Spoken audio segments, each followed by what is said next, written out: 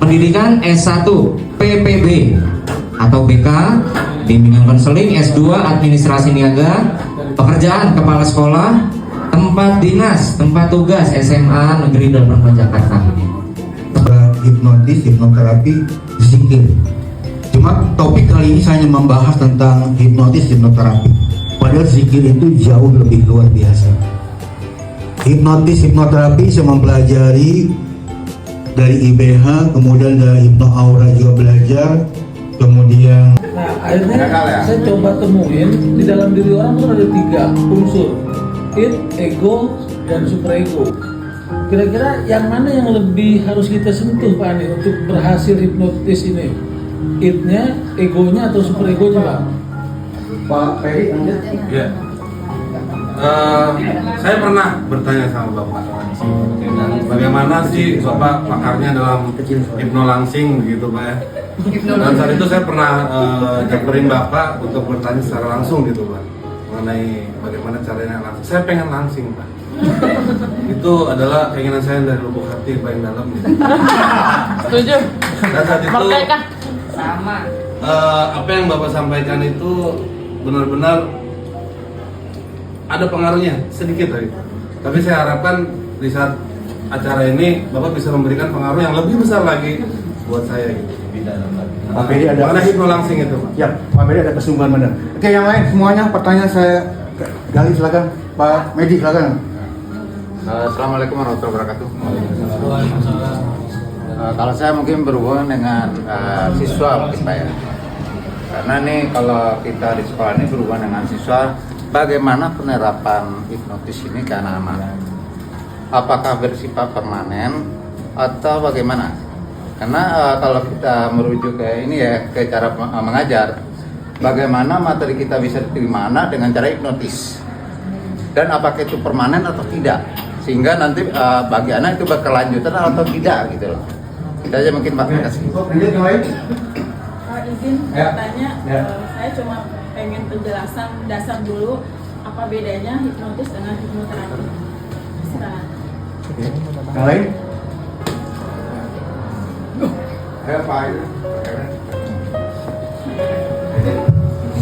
Waalaikumsalam.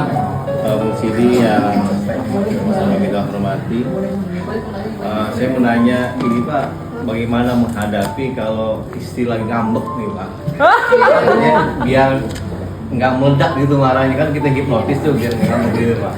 Terima kasih Pak. Assalamualaikum warahmatullahi wabarakatuh. Saya kita biasanya hipnotis dengan penguasaan kelas. Hipnotis sama penguatan kelas. Yang lain? Pak Yuli, silakan. Siap Pak. Siang. Pertanyaan dan harapan. Pertanyaannya, bagaimana menerapkan hipnoterapi untuk mengendalikan emosi? Pertama, harapan saya dalam pertemuan ini nanti bukan hanya seminar mendapatkan ilmu, tapi setidaknya ada sesuatu yang bisa kita praktekkan. Terima kasih. Yes.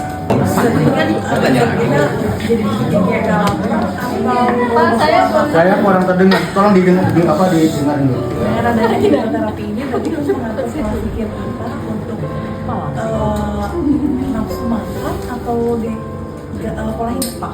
Jadi dari hipnoterapi ini. Oke, kalau Bang Dega uangnya udah banyak, nggak usah dikasih.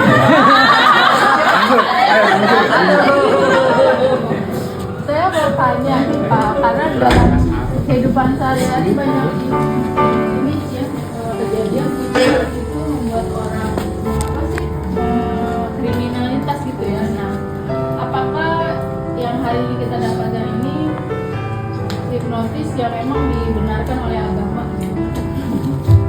Oke, terima kasih juga lah. Iya Pak, itu aja. Oke, silakan. Ya, tidak hanya apa bakal masuk ke delta. Kalau lama itu udah delta udah tidur. Itu hipnosis. Kondisi yang sangat fokus, sangat santai, sangat rileks. Trauma itu dengan hipnoanalisis. Yang mungkin pendampingannya bisa 2 jam 3 jam.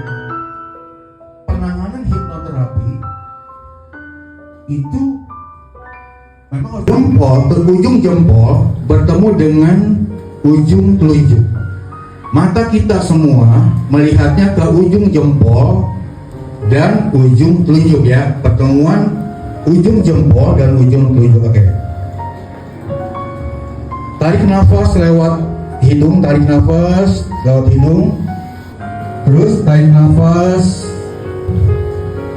Terus ya, lakukan terus, tarik nafas lewat hidung. Terus rasakan bahwa tarikan nafas itu suatu anugerah dari Tuhan yang sangat luar biasa. Dan dengan nafas itu bisa menyembuhkan, bisa melancarkan peredaran darah. Rasakan terus. Tarik nafas lewat hidung, tahan, hembuskan sambil memandang ujung jempol dan ujung telunjuk. Terus pandang sambil tarik nafas. Yang membuat kita semakin fokus melihat ujung jempol dan ujung telunjuk kita. Bagus. 3, semakin fokus. 2, semakin dalam, semakin fokus melihat kedua ujung jari kita. 1, semakin dalam, semakin fokus. Rasakan pertemuan ujung jempol dan ujung telunjuk kita. Bagus. Semakin santai, semakin fokus, semakin dalam. Sekarang juga dengarkan sugesti saya. Rasakan sekarang juga ujung jempol dan telunjuk jari Bapak Ibu saya beri lem. Saya beri lem yang sangat bagus. Saya beri lem yang sangat kuat. Rasakan sensasinya. Dengan lem tersebut, kedua jari teman-teman semakin lengket. Rasakan. Rasakan betul dengan lem yang saya berikan itu, pertemuan ujung jari, jempol dan telunjuk teman-teman semakin lengket. 3, semakin lengket. 2, semakin kuat. 1, semakin lengket dan semakin kuat. Saking karena kuatnya lem itu dan saking lengketnya, ketika teman-teman ingin melepas kedua jari itu tidak dapat dilepas. Sekali lagi, karena kuatnya lem itu, kalau teman-teman ingin melepas kedua jari itu semakin kuat, semakin lengket, semakin kuat. Pada hitungan kelima, kedua jari teman-teman terlepas seperti biasa. 1, 2, 4, 5. Saya jadinya Duduk posisi yang paling nyaman, tutup mata. Oke, tarik nafas dalam lewat hidung, tarik, tahan, buang lewat mulut. Rasakan, bayangkan kita dalam posisi rebahan di tempat yang sangat nyaman, di tempat yang di daerah yang sangat sejuk. Tidak jauh dari kegiatan rutinitas yang sibuk. Rasakan kita dalam kondisi rebahan yang santai. 1, semakin rileks, semakin santai. Keramaian penuh dengan untuk istirahat. 2, semakin rileks. Dengan tarikan nafas itu rasakan. 1, semakin dalam. Perintahkan pada diri kita, hai kepalaku, sekarang juga engkau rileks. Begitu juga tanganku, pundakku. Terima kasih pada tubuhku selama ini telah bekerja dari pagi hingga malam hari. Sekarang beristirahatlah. Beristirahatlah kepalaku, pundakku, kakiku, lenganku, badanku. Ya, bagus sekali. Semakin santai, semakin rileks. Rasakan kita berada di tempat yang sangat sejuk dan kita bisa mendengar kicauan burung yang begitu merdu suara burung. Dengarkan, suara burung berkicau yang begitu merdu suaranya. Dan kita bisa melihat ikan yang berwarna-warni. Ada yang warna merah bercampur putih, ada yang berwarna kuning bercampur hitam. Begitu riangnya ikan-ikan itu berenang di kolam dengan air yang sangat jernih. Luar biasa ciptaan Tuhan. Begitu juga kita bisa melihat induk ayam dan anak-anaknya sedang mencari makan. Dengan suara yang petik-petik itu, mereka asik bermain sambil bercanda dan mencari makan. Belum lagi kita bisa rasakan sepoinya angin pagi yang membuat tubuh kita semakin santai, membuat kita untuk enggan untuk membuka mata kita karena merasakan nikmatnya beristirahat di tempat yang nyaman, di udara yang sejuk. Kita tarik nafas lewat hidung yang dalam, tarik, tahan dan hembuskan. Tarik nafas lewat hidung, tahan dan hembuskan. Semakin rileks, semakin santai, kita semakin enggan untuk membuka mata dan untuk bangkit dari tempat rebahan kita. Tarik nafas dalam lewat hidung, 1. Pada hitungan ke-5 nanti mata kita terbuka seperti biasa. 2. Tarik nafas, hembuskan. 3. Tarik nafas lewat hidung dan hembuskan. 4 dan 5. Kita ucapkan syukur kepada Tuhan dan buka mata kita karena telah memberikan kenikmatan tubuh kita untuk beristirahat walaupun sejenak. Ini patut kita syukuri. Buka mata kita, tarikan nafas, udara yang mengalir di peredaran darah, ini hal yang sangat penting buat kita semakin rileks. Oke, bagus. Tarik nafas terus lewat hidung, tahan, hembuskan.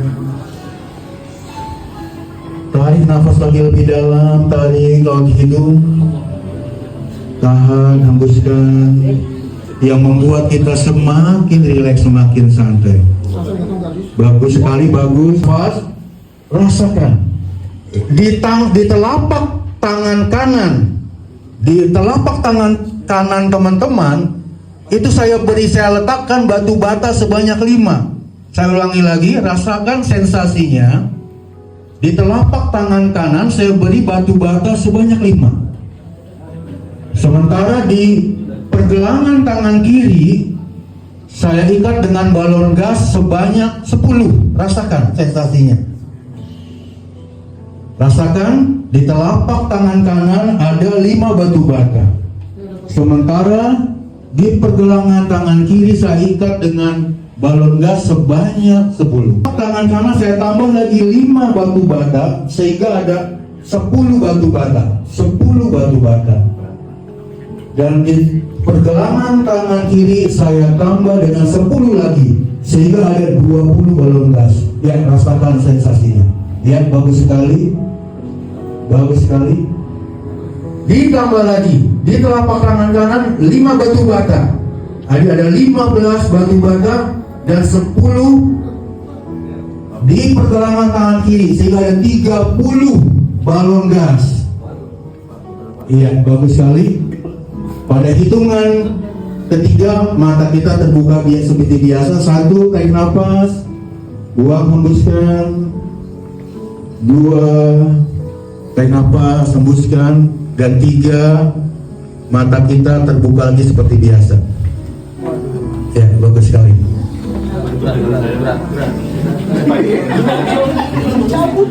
Pedesaan dan suasananya masih sejuk. Suara binatang-binatang, binatang-binatang sungai depan. Pak Medi dan Pak Mamuda bisa maju lagi agak mepet dengan Pak Bulais duduknya. Ya kalau begitu.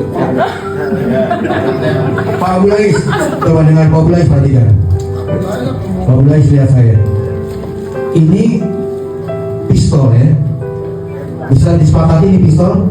Ini apa? Pistol. Ya, perhatikan Pak Bulais, ini apa? Pistol. Dengan seizin Pak Bulais, kalau ini saya arahkan ke Pak Bulais tertidur. Paham? Bisa disepakati? Oke, siap. Perhatikan, Pak Bulais, siap. Jaga Pak Bulais, Pak. Ya, tahan, bagus. Bagus. 3, semakin dalam, semakin fokus. 2. Oke. 1, semakin dalam, semakin bagus. Ya. Pak Bulais nanti pada hitungan ketiga, mata Pak Bulais terbuka lagi seperti biasa ya. 1, tarik nafas, hembuskan. 2, tarik nafas lebih dalam, hembuskan. 3, tarik nafas dan mata Pak Bulais terbuka lagi seperti biasa. Terima kasih.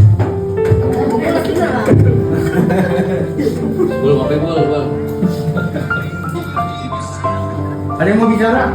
Ada yang mau bicara? Orang-orang udah sentuh doang langsung dia Pak.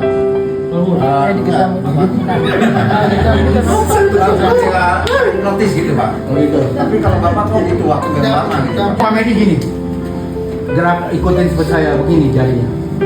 Coba gerak. Lemas aja jarinya begini. Lemas Pak. Jangan disekangin Pak. Pegang. Itu contoh aja.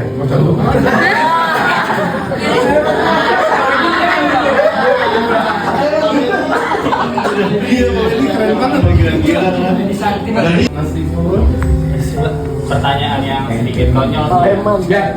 Pertanyaan sedikit konyol, misalnya nih Pak, saya Bu Novi lagi emosi tinggi, bisa nggak hipnoterapi itu digunakan dalam keadaan saat itu juga?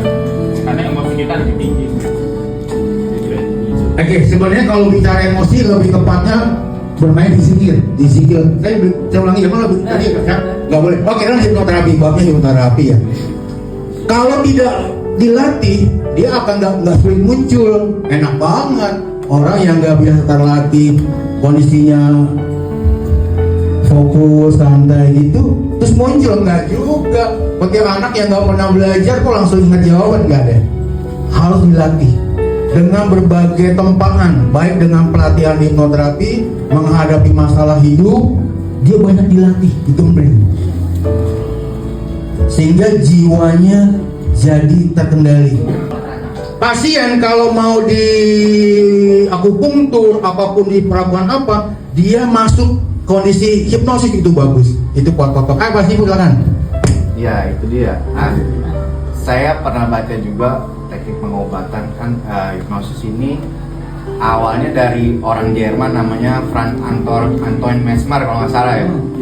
Mesmerisme dia cabang ilmuannya magnetisme, dan dia juga menyembuhkan dengan metodenya dipakai oleh hipnosis. Kalau hipnosis kan dengan kata dipandu, tapi kalau si Mesmer ini kan dia dengan magnetismenya tanpa kata-kata gitu, dan pasien yang dia bantu itu sembuh. Nah, yang saya mau tanyakan adalah apakah Bapak bisa atau tidak hipnotis nonverbal semacam itu yang tanpa kata-kata ya?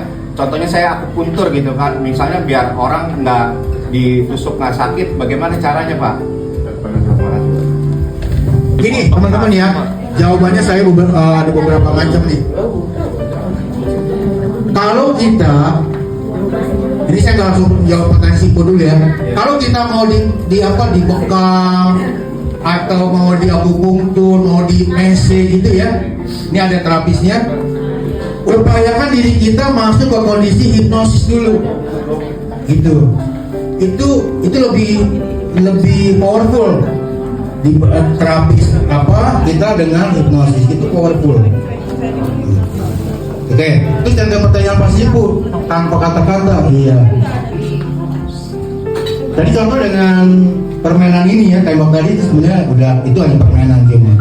Pakai tisu sih, habis itu si orangnya itu diwawancara, terus dia bilang bohong itu dosa, bohong itu dosa. Nah, saya tuh kepikiran Pak dari kecil Pak sampai sekarang, kenapa kalau misalkan hipnotis bisa digunakan untuk mewawancara orang dengan jujur, kenapa tidak digunakan oleh KPK misalkan di krim sus hipnotis gitu, terus atau sama jaksa gitu ketika wawancara saksi nggak usah disumpah di Al-Quran, langsung aja hipnotis habis itu kamu tadi nyolong apa gitu, langsung ketahuan gitu, korupsi apa, kamu korupsi sama siapa aja, kayaknya lebih efektif. Oke, di IBH nama dia ada. IBH itu kalau nggak salah singkatnya saya lupa, di Indonesian Board of Hypnotherapy, salah satu lembaga hipnoterapi yang terbesar di Asia. Nama dia ada, saya juga ada. Tapi kalau dia mungkin belajar juga ke Amerika banyak ya. Kalau saya kan enggak di situ doang.